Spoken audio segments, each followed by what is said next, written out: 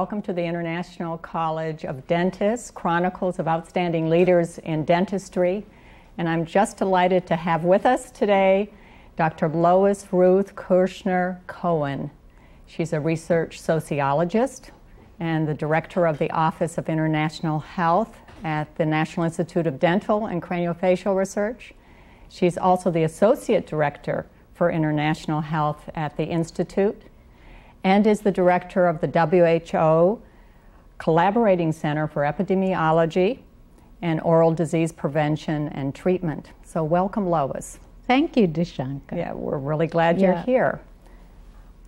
I wanted to basically refer to a very special article that Sam Dworkin wrote about you. He called you the principal architect of social and behavioral sciences in dentistry in an issue of the Journal of Dental Research just last year. And he said, Lois Ruth Kirshner Cohen's journey defining a pragmatic sociology of dentistry is as full of serendipity and surprise as one might expect, given that a field was being created where there was none, and by applying, almost for the first time, methods and concepts from the social sciences to study problems of dentistry and oral health. And so we're here today to hear about your journey and all of the adventures and all the wonderful things that you've done in your very unique role in making a big difference in dentistry nationally and internationally. So why don't we start at the very beginning. I know that you were born in Philadelphia just before World War II. And could you tell us a little bit about your family and those early years? Well, this is a pleasure to be written up in the Journal of Dental Research, and Sam Dworkin certainly outdid himself. I read it over and learned a lot about myself.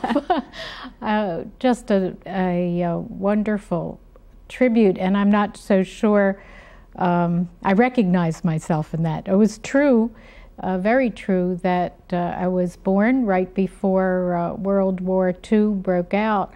In fact, it was one of those years that was the lowest birth rate in this century, and so I had the advantage of, as a Depression baby, so to speak, of growing up in small classrooms and gaining some security in the school and learning to love it, and in the public schools of Philadelphia. And my parents, of course, were first generation. Well, I was actually first generation. Where did they come from? My mother came from a small village near Odessa, and she escaped at the time and arrived in this country in 1922. Did she come by herself or with her family? No, she was the oldest of 3 daughters at the time. She came with my grandmother. Actually, my grandfather came before the First World War broke out, and then the war broke out. And so they were separated for 7 years and were unable to be with each other. My grandmother then escaped across the border into Romania, and with my mother, who was the eldest of the 3 daughters then, had a really traumatic experience. It took about a whole year for them to actually arrive in this country. My grandmother would work, and my mother was often held hostage. In the different countries where they had to pass through? Yes, as they worked across the border. It was. She actually didn't tell us about this for a long time because it was so traumatic an experience. But she arrived in 1922. She was almost 14 years old and knew no English, but was very bright. And so when she went into school, she progressed rapidly. But here she was almost a teenager and having to be transplanted. Yes, and start from the early grades with children much younger. So that was her experience, and she wanted her children. I had an older brother, 9 years my senior. And education was very important, both to my mother and to my father as well. He was born in this country, but his parents also came from the same part of the world, and they met through these cousins clubs, these social clubs that where immigrant groups came together in Philadelphia, and that's how they met. And so I was born into that environment. My father worked for Chester, Pennsylvania Times. He was a printer. And later on, he went into business for himself. And his business was called Howard Printing Company. It was a very small business. How did he select that name? You know, I never knew. I think it sounded good to him, but I really didn't know that. And he had a printing press in our house in the basement, and he was teaching my brother that skill, but my brother never took to that. He took to becoming a television engineer, and he worked behind the camera for CBS. First the local station in Philadelphia, and then it was purchased by CBS. So, and then through his career, he actually really achieved some competence and was a winner of a Tony Award for covering NFL games and that kind of thing. Yeah, I remember you had told me once how many TVs he had piled. Yeah, on top of each other. On top of each other. Right. But you had 9 years between you, and yes. So in a way, you grew up as an only child. Exactly. And being a girl, and he being a boy, it was a different experience for your parents. And I know your mother was very important to you. How did she sort of reinforce that interest in learning and pursuit of your studies? Well, she herself, I mean, this difficulty in school I mentioned, but her being very bright, she advanced through school, but because she came from these circumstances, she had to drop out of school, never actually graduated high school.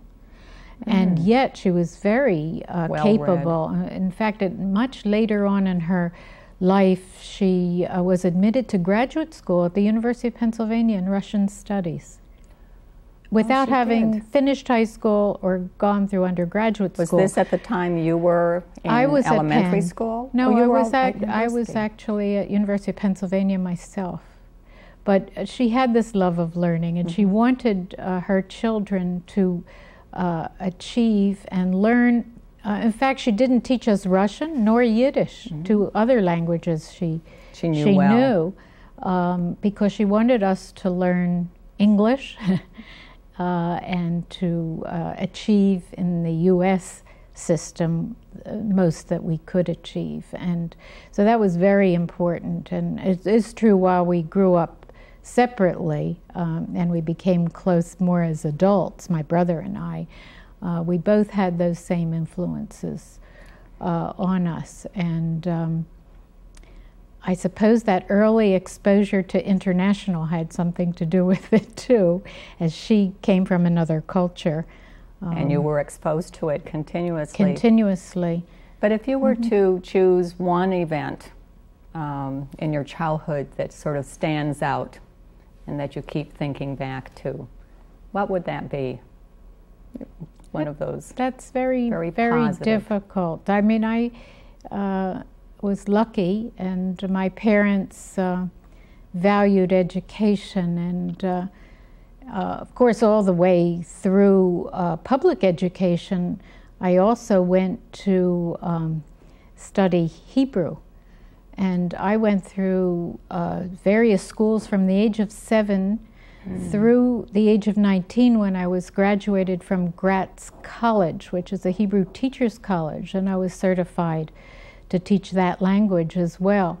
And so I went to 2 schools at once. I had seen your teacher's degree in Hebrew, and I was impressed and interested because you had taken your sophomore year from the University of Pennsylvania, and you had gone to Israel. Yes.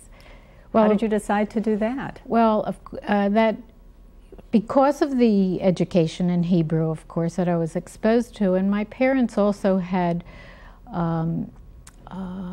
very much advocated the creation of and worked for the creation of the State of Israel in 1948.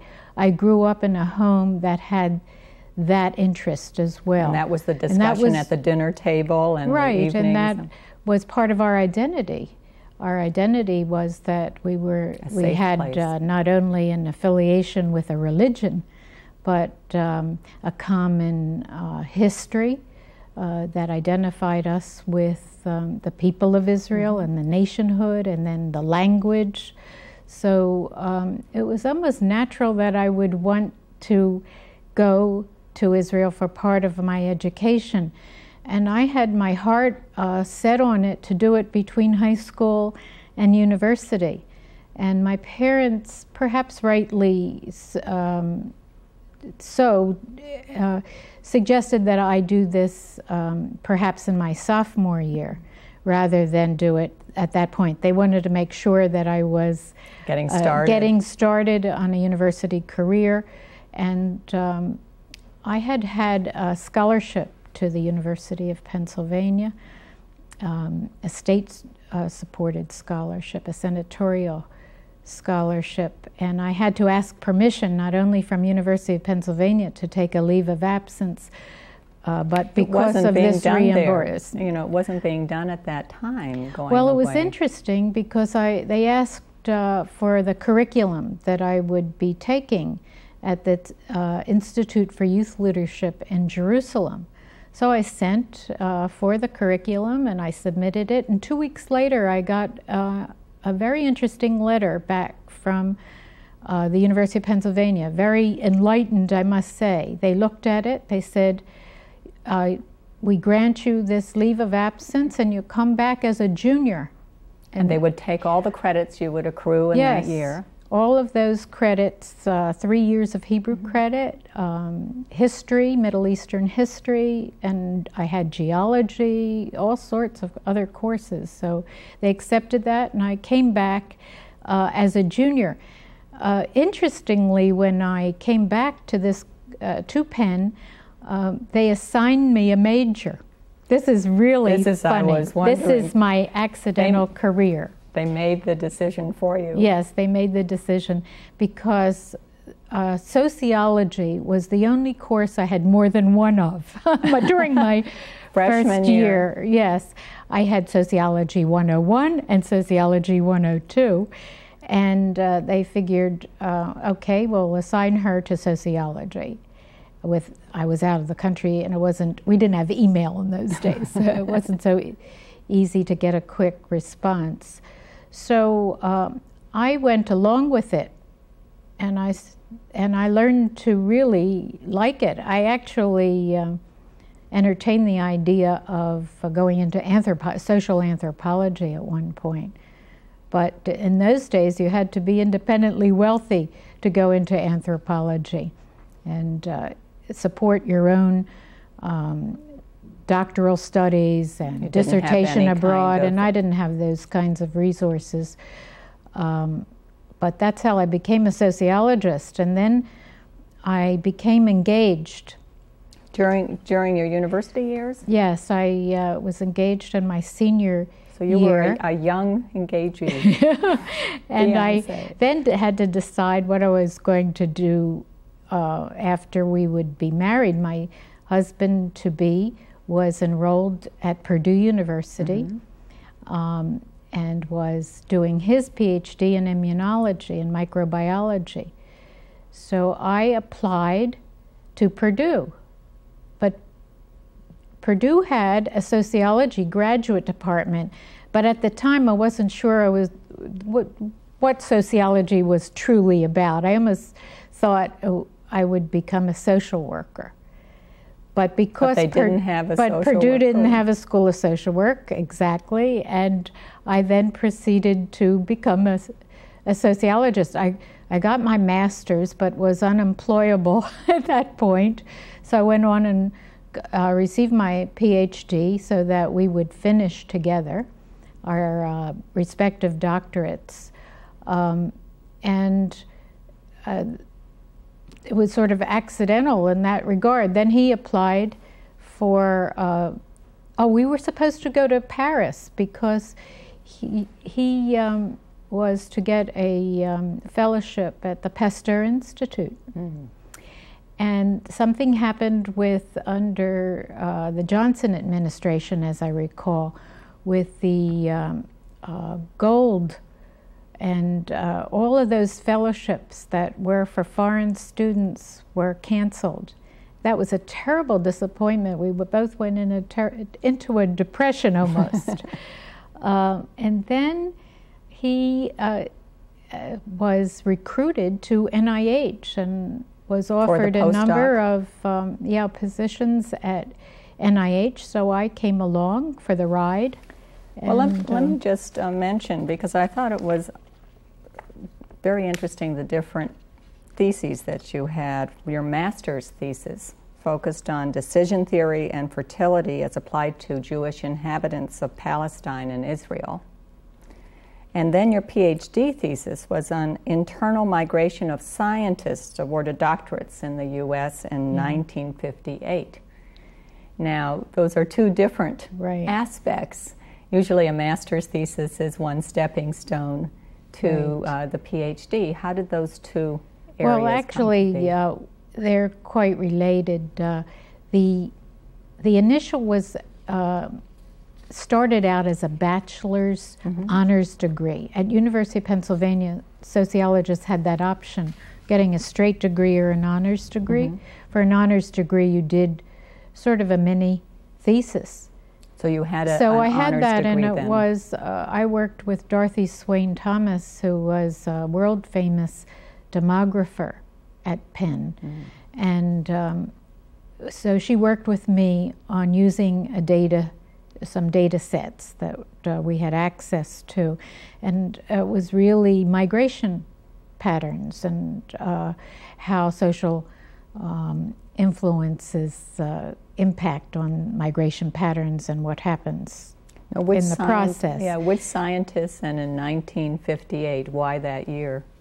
Well, that was the data historically set? Of the data set. Then I moved on with my master's and embellished on the bachelor's, but I had changed institutions.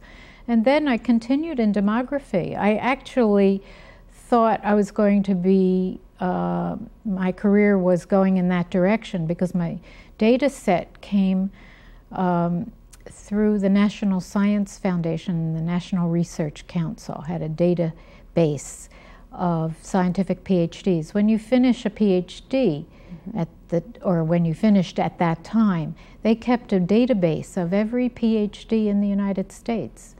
And I was able to use those data to see where the point of graduation, when the degree was awarded, then the first job afterwards. And there was a hypothesis in those days that the Midwest was producing most of the science PhDs, or a large majority, but they were losing it in a brain drain to the East Coast and the West Coast.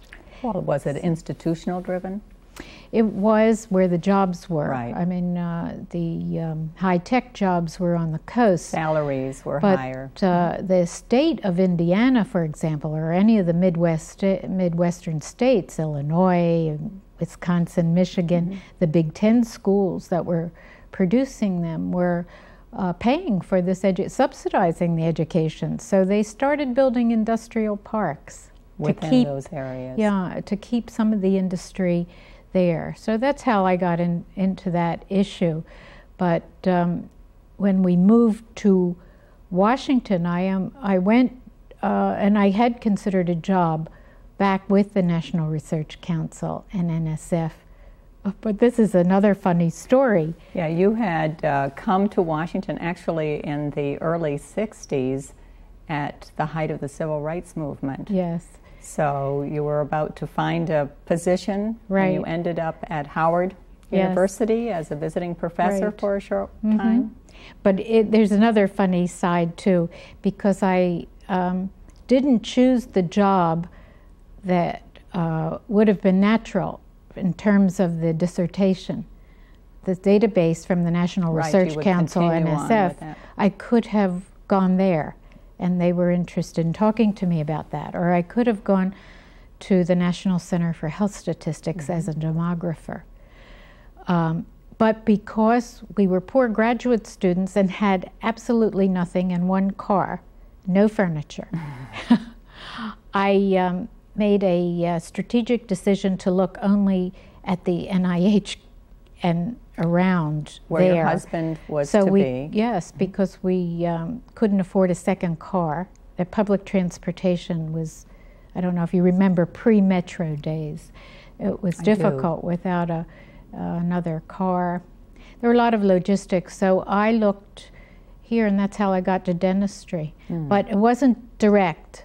I interviewed at the National Institute of Mental Health. They said they had no vacancies, but a part went over to the dental division in another part of the public health service, and they were anticipating a vacancy opening up shortly. Would I go over there to interview?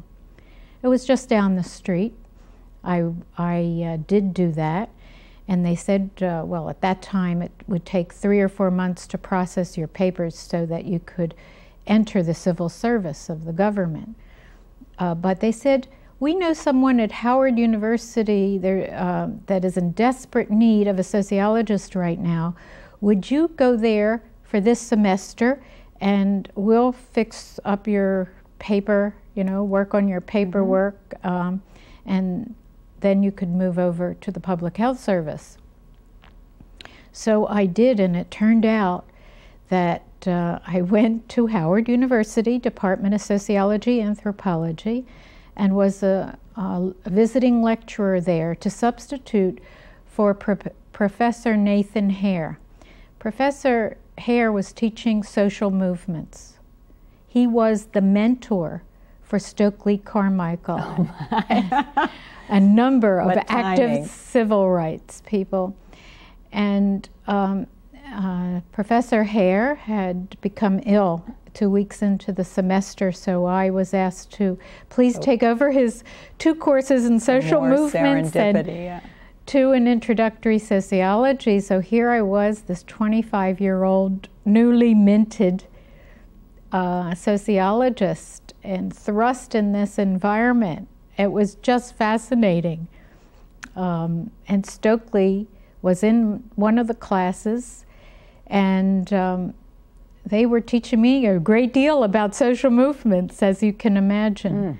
And in fact, they were tear gassed in Cambridge, Maryland, and the eastern shore of Maryland, and almost could not take the final as a graduating class. And it was quite serious consideration. I remember the faculty getting together and trying to decide what to do. Should we go and ask the officials whether we could administer the exam? The officials probably would not have let us do that. Fortunately, in my case, Stokely, and for Stokely, he was released in time. He came and took the final, and he was able to graduate. First. Right. But then they occupied the Department of Sociology and Anthropology. Were you there? No. I had my first day at the Division of Dental Public Health on June 22nd, 1964. On July 1st, SNCC, Student Nonviolent Coordinating Council, occupied the Department of Sociology and Anthropology. So 1 more month. And they closed down the entire university. And so that was was it one of the big sit-ins? Big sit-ins, and closed them down. But I was already over at the Division of Dental Public Health. Well, you've had an amazing federal career, and that was the beginning of your federal career, and you said 1964. And I've often, in taking a look back at all the things that you've done, it's looked like a patchwork quilt to me, each of the pieces. But when you started at the division, you were a social science analyst. Correct. And then you moved on, and you had a variety of positions. You headed the Applied Behavioral Studies section, and then an Office of Social and Behavioral Analysis, and then you served as the special assistant to the director. And in all of those positions, you were pursuing, I mean, an incredible variety of oral health-related activities from different positions. Could you describe that time? It was sort of the heyday of the division. Yes, it was very exciting. I loved it. Actually, the dental profession was one of the very earliest of the health professions to really want the behavioral and social sciences to come and look at some of the issues. I was not the first. I know Sam sort of dubs me the architect, but that really wasn't the case. There were many people who came before me, Steve Kegelis, for example, Jack Lefkowitz, Bob O'Shea. These are all people who were there already. Louise Richards, Fritz Ireland, Staff Metz were all part, and Irwin Lynn, all part of a special social studies branch that was put together and was the reason I was attracted to come. Yes, part of it was an offshoot of the National Institute of Mental Health, but it was because the dentists asked them for such a section of people. Yeah, why did the dentists ask for this unique they had component? Major problems. They had problems related to community water fluoridation. Those were the early days of trying to get communities to fluoridate their public water supplies for the prevention of dental decay. We know all the Grand Rapids, Michigan studies from the 40s. I came in the early 60s, but since the demonstrations in the 40s and through the 50s, there were lots of problems of anti-fluoridationists and anti-this or anti-that. It was anti-communism. It was thought to cause nymphomaniac. It was nymphomania. Was fluoridation was going to corrode the water pipes. They felt, the profession, that this was such an important public health innovation.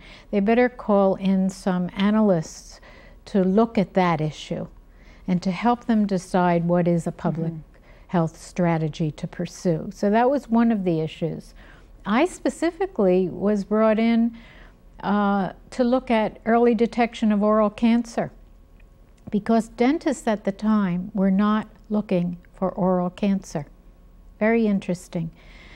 Dentists had been trained as specialists in the hard tissue of the mouth. They were not used to looking at soft tissue. Mucosa. And so some of the studies we were asked to do was to try to find out why public health, why dentists were not adopting early detection, specifically oral cytology at the time. That was the high tech of the time.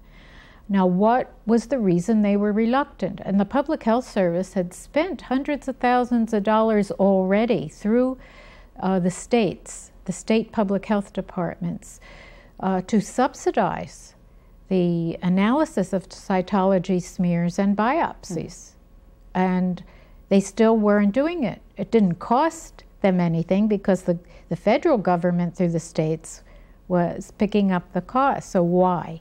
And so the early studies that Bob O'Shea and I did together tried to uncover what was happening, and we did some early work in the state of Minnesota in the Twin City area of Minneapolis-St. Paul, and did some very interesting analysis of dental leaders and followers to try to see whether we could co-opt leaders to adopt early detection. And have them be the catalyst for yes, the to remaining see groups. Whether that was a strategy we could get other dentists to adopt because of those leaders. Well, in looking at the articles that you had, they sort of focused on all aspects of the interventions, the community water fluoridation, and taking a look at what steps you recommended for study and research, and how the approaches in the communities needed to address all the concerns within that community. Toothbrushing you looked at, preventive periodontics, the oral cytology and cancer, and all kinds of things related to career directions and decisions. We're going to take a little break right now. Then we'll continue. Okay, this is fun. All right.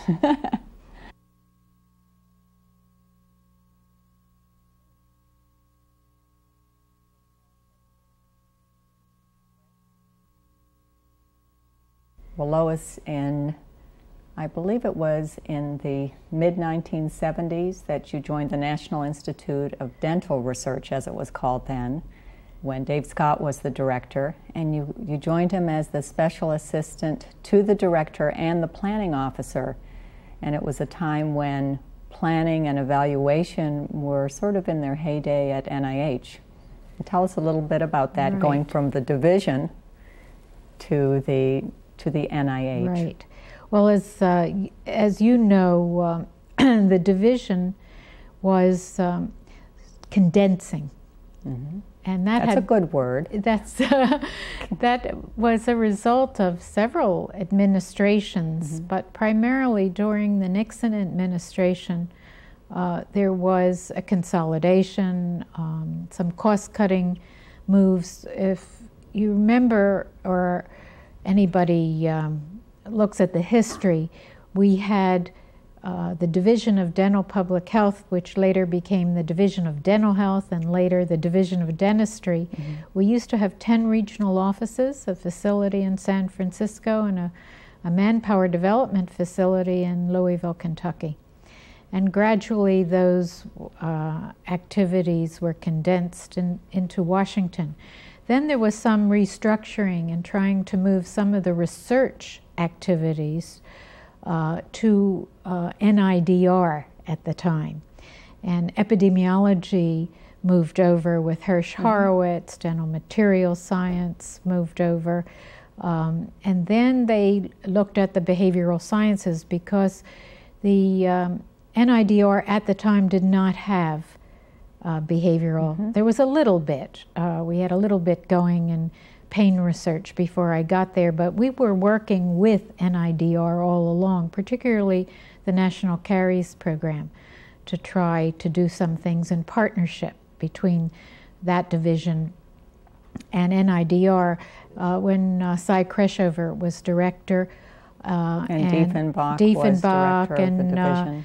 Viren Diefenbach and John Green were significant directors at the division. That was a schism at that point in yes, time. At one point we thought the two might amalgamate, and that fell apart. But we still wanted to consolidate some of the research, and the public health programs and the education would stay in the division for a while.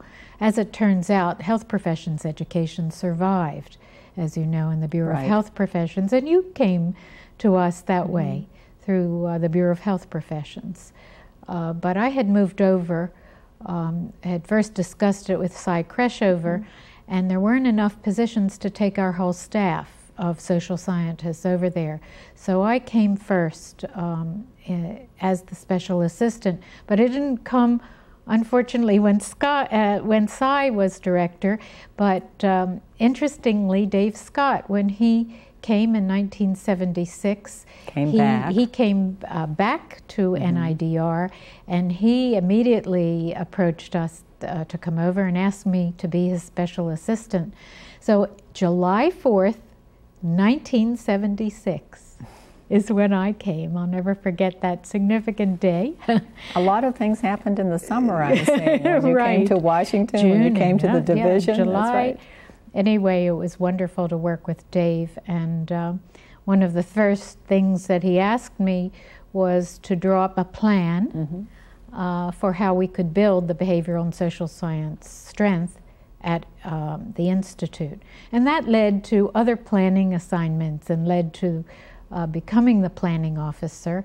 And, well, actually before that as chief of evaluation. Right, for the National Caries The same program. path you yourself took years later. And that was very exciting. As you know, working in the front office in that kind of capacity gives you an overview of the entire portfolio, both the intramural side, what we're doing in our own labs and branches, but what we support throughout the country and to some extent in the rest of the world. Well, you created then a new office called the OPEC, Office of Planning, Evaluation, and Communications. And under that, you spearheaded some of the most wide-reaching research agendas, the challenges for the 80s, and then the broadening the scope in terms of the long-range plan for the 90s, and then plans for geriatric dentistry and plans for international oral health research. Well, we did all those things together. That was wonderful. Yeah, that was a nice period. And that actually, the office, well, let's see, between Dr. Scott, Dave Scott, and Harold Lowe, I took a year off.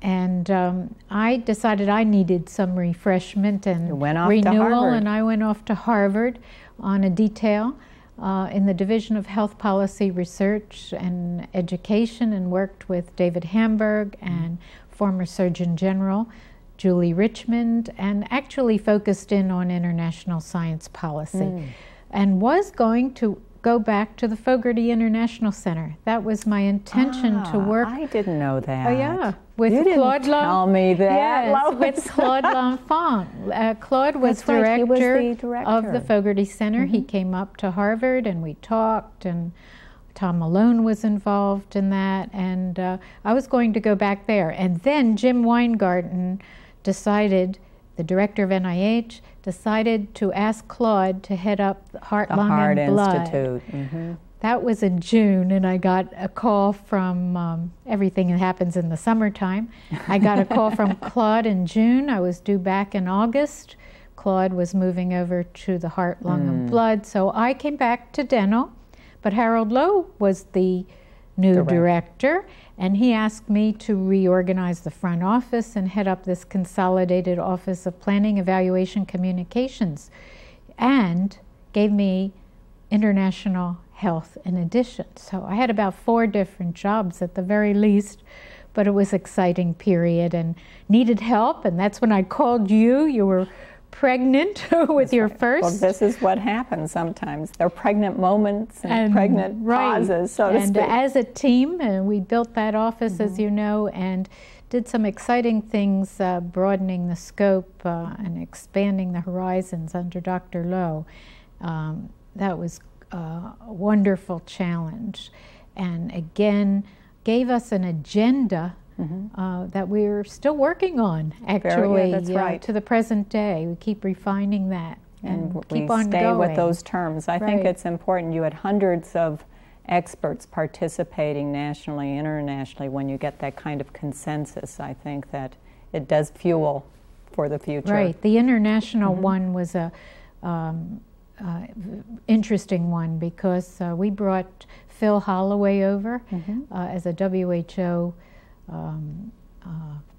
appointment in a way. He came from Manchester. He was the former dean at the dental school, University of Manchester, and he came over to help us with that activity, bringing in the international side to our domestic health planning, health research planning. But I'm going to skip a few of the things that you have done and go to the Office of International Health that you now direct and that you designed.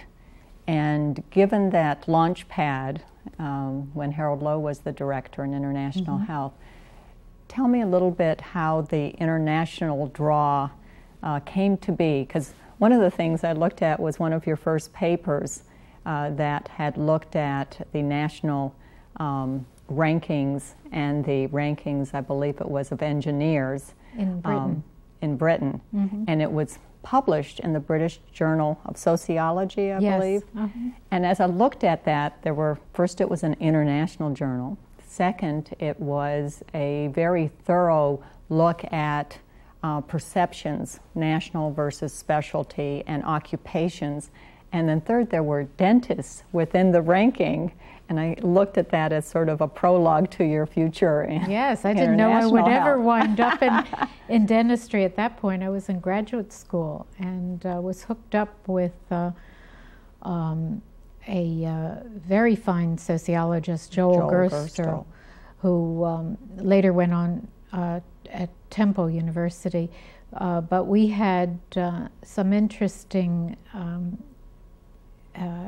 research opportunity to look at comparative data sets. And so it's interesting that dentistry was in even at that early time. But actually my interest, as you know, stems from my childhood, but that's my natural inclination. But scientifically, we had to go in that direction. And it was really, my own realization had to do with the behavioral and social science research we were doing in this country. At the end of the 60s, if you recall, President Nixon had proposed national health insurance plan for this country. And we didn't expect that from necessarily a Republican administration, but that's when the last significant health insurance discussions occurred in the late 60s prior to the Clinton administration. For the healthcare So we had this big hiatus in between, but we were very concerned in the Public Health Service about insufficient data. We had primarily a fee-for-service system for health insurance for medical services as well as dental. And we really didn't have much variation. We had some prepayment just starting, but not terribly much variation. A little bit with neighborhood health centers, but that started with the Great Society effort under Lyndon Johnson, and for a certain group below the poverty line. Yeah, the war on poverty. The war on poverty. So that was very limited experience. So we had to look, our own research said we must look beyond our borders for other examples. After all, there are countries that have long experience from Bismarck's time in Germany. In New Zealand, in the case of dentistry with school dental nurses from the time of World War I, there were many countries that had long experience. Well, how did you come to design the international collaborative studies? Well, we had this need to know, and so we looked in the literature, as any research team usually does. We look at the literature to see where the studies were. There were lots of ad hoc case reports, unique case reports, but none of it, you couldn't compare one with the other. There were no standardized measures, no standardized way of data collection. It was impossible to look comparatively. So we looked to see whether anything had been done in medical care. There was one study supported by the Public Health Service and coordinated out of Johns Hopkins, the International Collaborative Medical Care Utilization Study. Believe it or not, it had a small dental component, and our colleague, Art Benito, and he was working on Art that. Benito and Tom Bice. Tom and Art both were former Purdue colleagues of mine.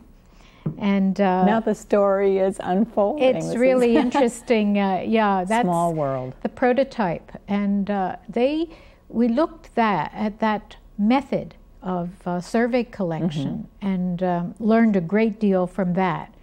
There was also a little bit of bilateral comparative research that we were doing with Israel, with Judith Shuval, looking at healthcare developments in Israel and comparing them to the U.S.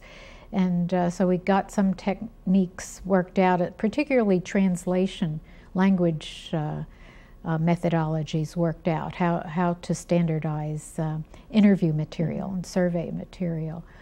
And then we had we approached the World Health Organization. Is that how you became partnered with David Barnes? Yes, it was John Green who suggested it. And John Zapp, John Zapp was in the administration at the time. He was working with Roger Egerberg, the Assistant Secretary for Health. Mm-hmm. And he took an interest in this from the manpower development side. And John Green and John Zapp sold this at the department level and helped sell it beyond.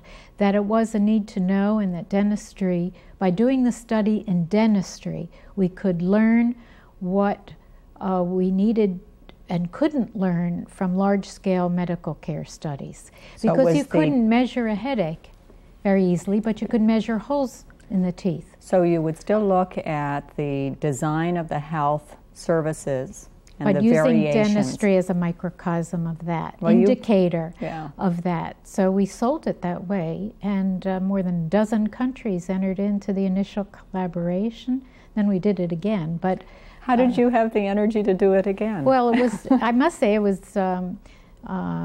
first of all, the willingness of our own government, mm-hmm. The willingness of Vladimir Rudko, and who was the Russian in charge of the oral health program mm-hmm. at the World Health Organization. Remember, those are the days then Russia and the U.S. did not get along right. so well. So that was a coup. And David Barnes, who was the epidemiologist assigned to Vladimir Rudko. Mm. By the way, his early days... Was he just starting then? He was... Because he finished his master's program at Michigan around that time. And David now reminds me that in the very early days when he came from New Guinea... That's right. To WHO. When he was working with Hans Pinborg there. Yes. His early years were supported by the American Dental Association and through the good efforts of Harold Hillenbrand. Oh, it was like a Harold subsidized Hillenbrand fellowship. Yes, but at WHO in Geneva. So, well, that link with the ADA and those fellowships, both at NIDR at that time and in WHO, amazing. Yes, it's just. Mm-hmm. The world indeed was small then, and it keeps getting smaller and smaller. And but it took all the hard work and commitment of WHO, some initial seed contract that we gave to WHO, and then all of the participating nations put money into mm-hmm. it, or in-kind staff. It was really a sort of a very early model of collaborative funding, if you will. Mm-hmm.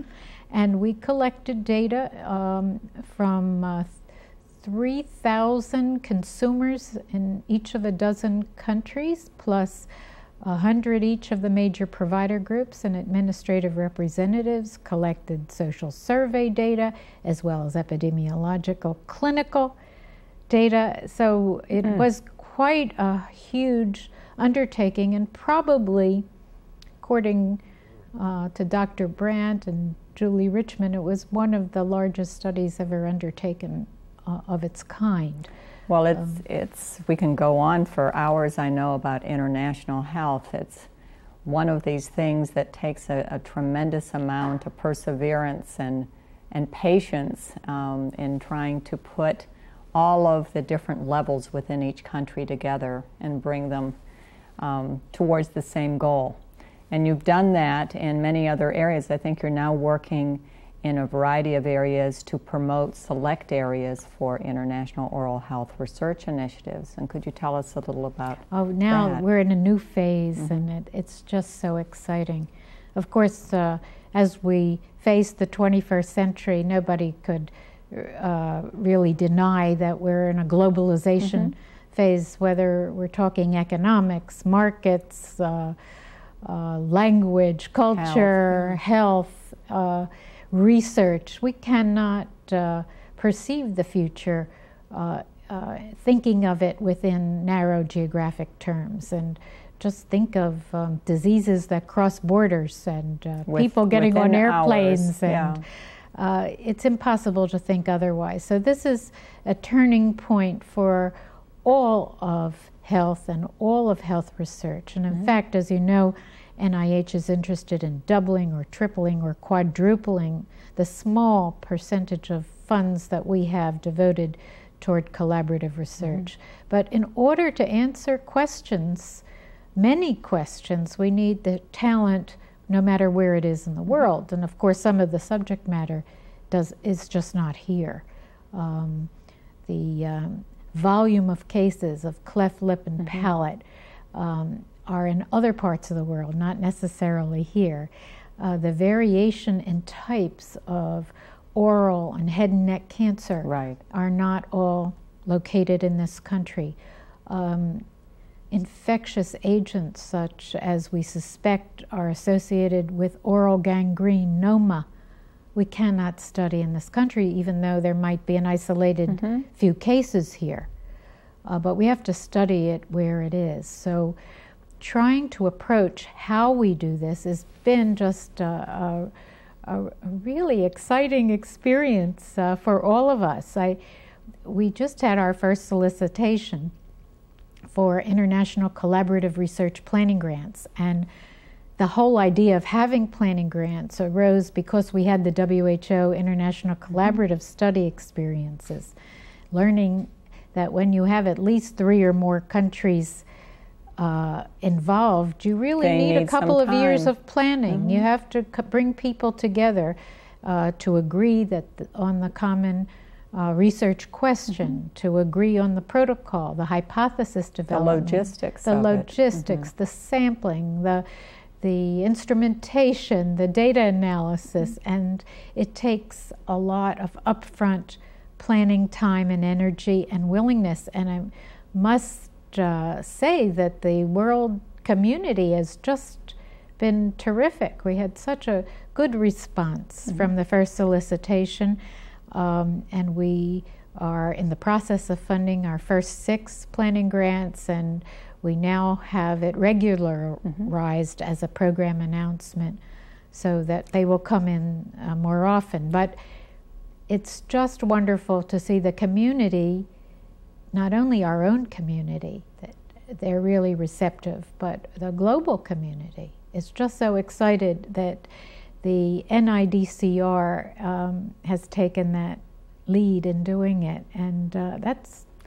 Well, you have created a platform for convening the interests and also the resources to see it. But I don't know that I should take all the credit. I think Hal Slavkin, our director, and Harold Lowe before him, you yourself, many people, David Barnes again, because he had agreed to come over and help us from Geneva as a special expert, Kevin Hardwick, all our staff and consultants and our council have all, and the IADR and all the international FDI and the International Federation of Dental Education Associations, the American Dental Education Associations, the ADA, by the way, and the Future of Dentistry is having a major effort to look at international dentistry as one of 5 panels. No, I think I noticed that through the presentations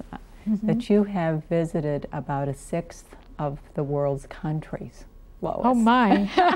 I never counted. And I thought, I have some more to go. What about some stories in those various? You have a few more to go to, but not too many more. Oh. Any experiences or special events in any of the places you visited? We had wonderful experiences. There's so many, I wouldn't really know where to begin.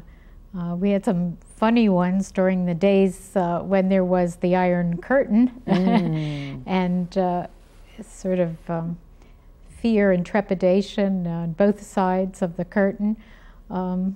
But again, that was because WHO played a very critical role here, and we should never forget that as a neutral, multilateral organization on neutral ground, how they can moderate some of these touchy situations, politically and culturally sensitive situations. So we have some unique ones. We're trying, by the way, speaking of, we of course work with the countries of the former Soviet Union and have a US-Russia initiative on fluoride, for micronutrient deficiencies. The Russians have declared that fluoride is a major micronutrient deficiency.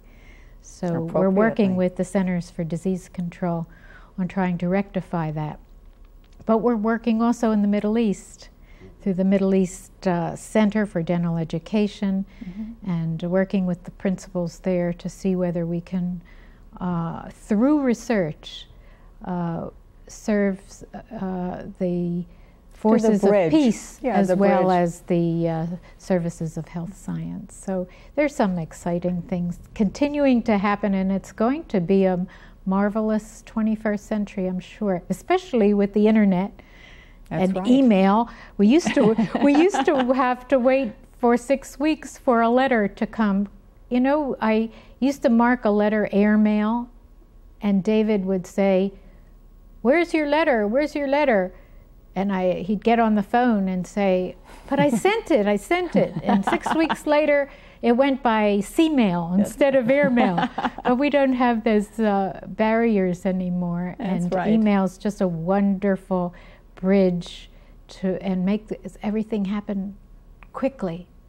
It's and just being wonderful. able to address it.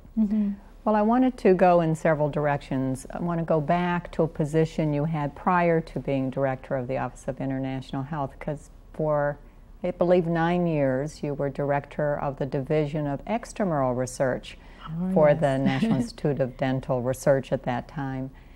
And that's a division that oversees the funding of grants and manages about 80% of the Institute's dollars. And I think when you were director, there were, I believe, 1,000 grantees and about 200 institutions. What made you go in that direction? Well, I think that's easy. And you should understand that, because you too were planning officer, and getting involved in strategic planning and long-range research planning at one level of the office of director can be very frustrating because you can't really make it happen. Yeah. But the program in our institute that can make it happen in a big way is the extramural program, and that is because, as you said, it controls 80% of our resources. And while we have a very strong intramural research program and very good, it will never have the number of people, the space, the laboratories, the infrastructure needed to cover the entire scope of our portfolio, our broadened portfolio. So the one must work in the extramural division in order to make any of these plans happen. And so it was a natural. I wanted to work there. I thought, and I still do, it is the most important part of what we do for the nation, and now increasingly for the globe. Yeah, it's our face to the nation and the world. Right. You're right. Because there is no other place in the entire world like the NIDCR. There isn't. And first of all, I needed to learn how to do it. I needed an opportunity with the wonderful staff we had to really brainstorm together, put our heads together, bring in outside experts, and learn what kinds of announcements to put on the street and how to redirect that portfolio. Unfortunately, it was a time of cost saving, budget crunch at the whole government, and particularly at NIH. So we had really some constraints on us during that 9-year period. But we also innovated in the sense that we created and led the way at NIH for new models for collaborative funding. Well, I wanted, as I was looking at your publications and watching when they were published, and then when those areas of emphasis that you focused on became popularized. It was like that country song saying you were country before it was cool.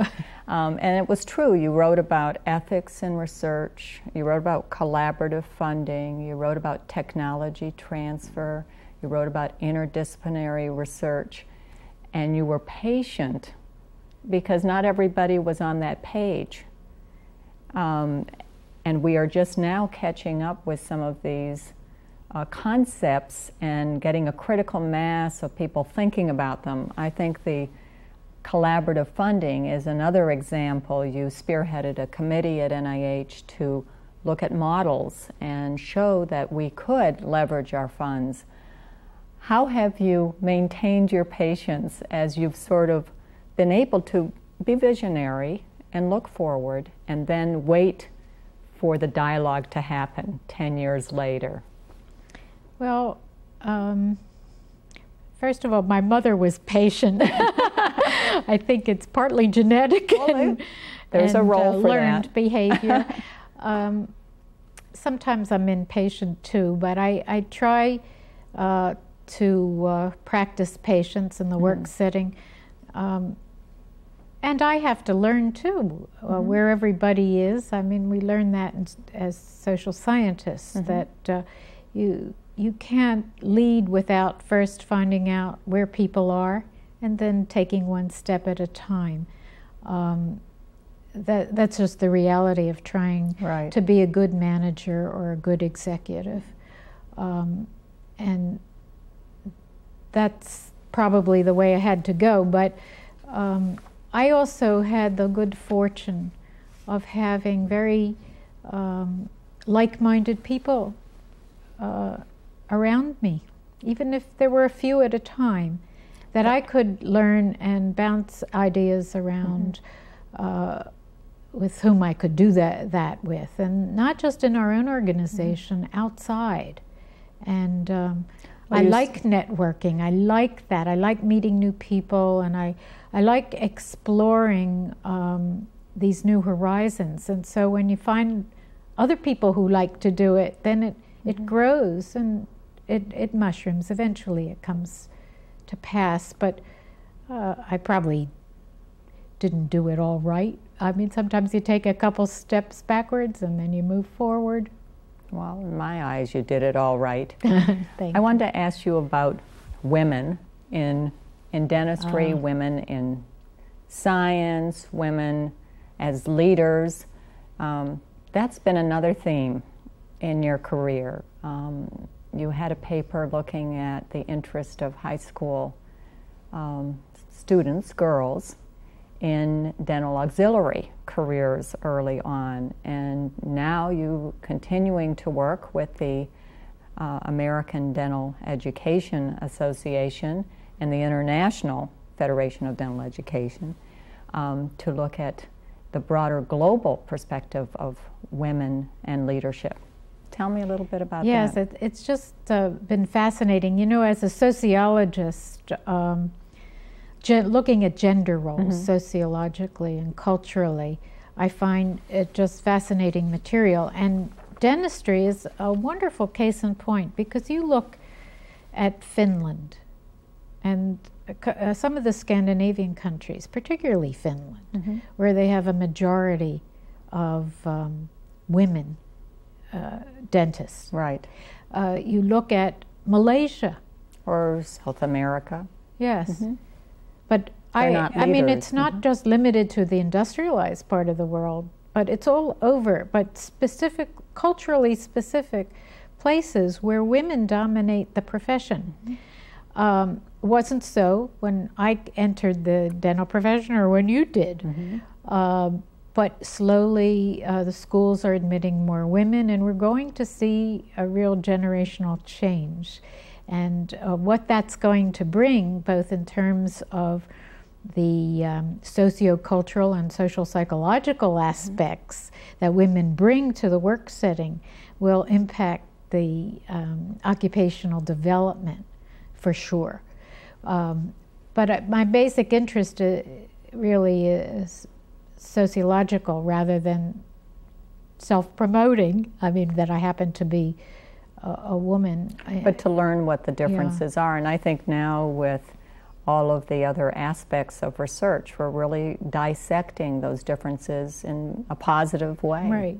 You know, somebody that just this morning was talking to me, someone who came to our institute, a non-dentist PhD, who came and was commenting on leadership in dentistry, and felt that women were bringing a new type of leadership to the profession. I thought that was very interesting. He really didn't have long experience. It wasn't a woman, it was a man. And how would you study that? Yes, well, one of the issues, of course, is leadership development for both genders. We really don't have very much in the way of leadership development programs. And that's where that conversation started. No, that's actually a very interesting point, because in a way that would level the playing field, because maybe each gender has a informal training ground that may not be equal in its intensity. And, and a different style of leadership. Right. There's nothing wrong with the masculine or feminine style. They really need to be amalgamated. And the strengths from both sort of advance. But our problem right now, in my view, is that we must invest in leadership development in the profession for both genders. And from the very beginning, I think, building it up in the early years. Right. Yeah. We really need leadership. I mean, we talk about scholarship is one thing, research expertise is one thing, but being a research scientist doesn't qualify somebody to be an executive leader, whether it's of a dental school or of an NIH institute or managed care or whatever kind of organization, a professional organization. So leadership development is an executive development is a real need in this profession, and I want to be part of that and sort of bring women and men together, because we have different styles of leadership. You're doing it. In fact, in one of your articles, you stated that one way to explore a new frontier free from our own disciplinary yokes is to assume that the answer to social problems, or one could say social issues, may not lie totally within our culture. And I found that statement to sort of stand out from that article, because you have continually shed the norm or the traditional environment and looked at things from a new way. And well, that comes from the training. I think as any of the behavioral social scientists, that's very critical in our academic training, because you really have to take off those, literally those eyeglasses, those cultural eyeglasses. And it's hard to do that. Yeah, it's very difficult, and we have to remind ourselves all the time that what we are seeing is we have selective perception. And what is that? It's really a product of our own upbringing, our cultural milieu, our work milieu. Well, in addition to being a research sociologist and all the things we've talked about, you're also an artisan and an art collector. And I am the beneficiary of some of your craft. So tell us about that part of your life. I guess I don't know that I'm just beginning that. There are threads of that. I love beauty, aesthetics, and I tried different things, as a child in school, and I wasn't so terrific. There were always others that were beyond mediocrity. It's just like athletics with me. When you start out, it's fun. And then when you get stuck at mediocrity, it ceases to be fun. So, but you know it when you see it. If I know it when I at least it resonates with me. So I did try ceramics, wheel-thrown pottery. And I love it. I really do. Of course, I can't have any fingernails when I do it, and I can't travel because everything dries out. My mugs wind up costing $100 a piece by the time I pay all the fees. So I'll have to postpone that for another time. But I will love to, I would love to go back to learn more craft. In the meantime, I have to be satisfied with collecting other people's juried and peer-reviewed craft that I love, as you know, to go to every show that I can. And then one of our colleagues, Hirsch Horowitz, introduced me into print art. Mm-hmm. And so I started getting very interested in certain types of American print art, particularly, interestingly, of those immigrants that came during that period when my mother came to this country. Oh, isn't that something? Under the Works Project administration. They sort of documented the history at that time in their prints. And so that's why I resonate, I think, to that. But I also love Japanese print art, contemporary Japanese print art, and I have some from different cultures that I've been exposed to, and obviously some from Israel too. Well, it's clear with your scarf, your aesthetic sense. Thank you. You're also an avid reader. And are there any favorite books that come to mind? Authors that come to mind? Again, I must say I have tastes that I love to read, but I never have enough time to do that, and I tend toward reading things that remind me of my own history. So some of the authors, again, are authors who had the same kind of background that I have, and that's one stream of reading that I do. But my niece, Eileen, is very interested in Holocaust history and stories. So this past weekend, she gave me another book to read in that area. But I have about 40 or 50 piled up by the bedside waiting. If I could just take a leave of absence, I'd read them all. Well, I think that those are it's always good to have something for the future. I think it sort of gives you a sense of control for what could come. And looking into the future, I wanted to ask you about your vision for a variety of things. One is what you see in the future for oral health research or craniofacial research. And the other is, what do you see in the future for behavioral and social sciences in particular? Well, what I think probably is we're not going to be thinking in disciplinary terms so much. I think we'll have some new rules of engagement. I think we already see this happening. That, as E.O. Wilson wrote in the about the consilience of science, there are various streams of science, and they're starting to come together. And so we had, and we still have, separate disciplines, and they should continue, but we should recognize where they meet to see where there's some overlap and whether we can integrate areas of overlap, and then identify where there are voids, where we have to go from there. And somehow we're going to have to recognize that science integration, this is over and above interdisciplinary work, but on a much larger scale, integrate. And I really mean from the natural sciences and physical sciences, we see this now. Put those together. So. Right. And we're seeing the mind-body streams come together with the biomedical sciences and the behavioral and social sciences. So they're already starting, but we'll have to do some more transdisciplinary integrated science approaches. That's one thing. And because of that, we're going to have to steer strategically some collaborations. Not just let them happen, because we'll be swallowed up. But you mean to be able to provide resources for the collaborations to be nurtured. Where we see streams of science come together, we need to take the leadership and steer resources in that direction.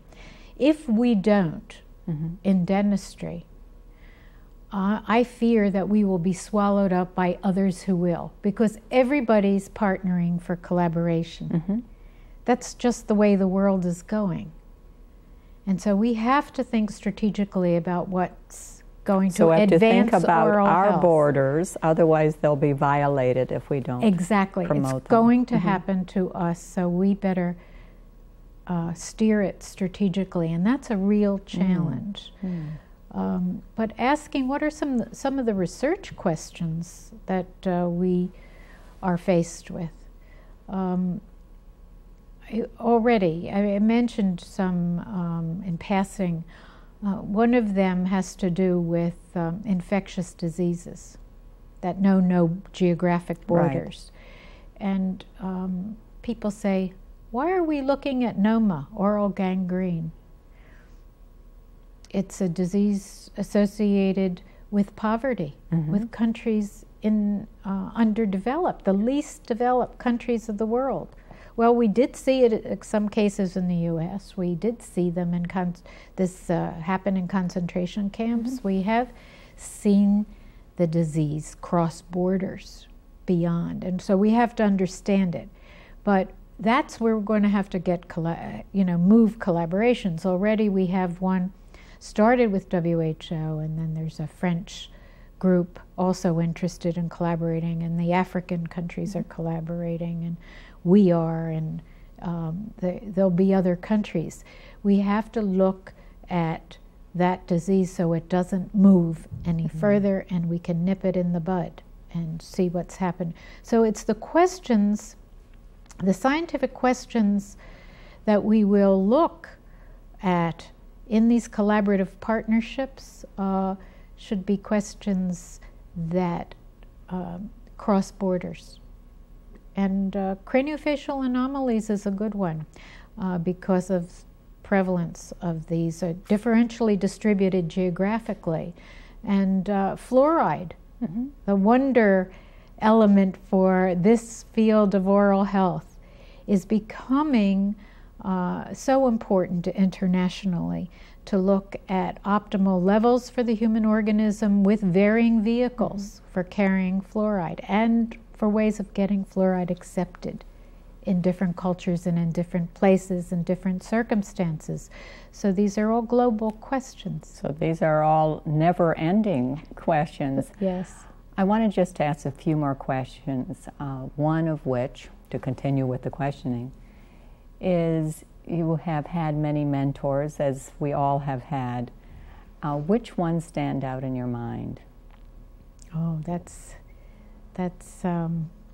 there were so many. I mean, I could go back to my University of Pennsylvania days. I mentioned Dorothy Swain Thomas, late Dorothy Swain Thomas, the demographer in graduate school. Of course, I had wonderful demography mentors, Jim Bashir's medical sociology mentors, Bob Eichhorn, sociology of science, who really got me into occupations and thinking about science questions. Walter Hirsch, who just died last year. There are people, when I first came into this field, Bob O'Shea taught me really a great deal, and then supported by people like Harold Hillenbrand and John Green and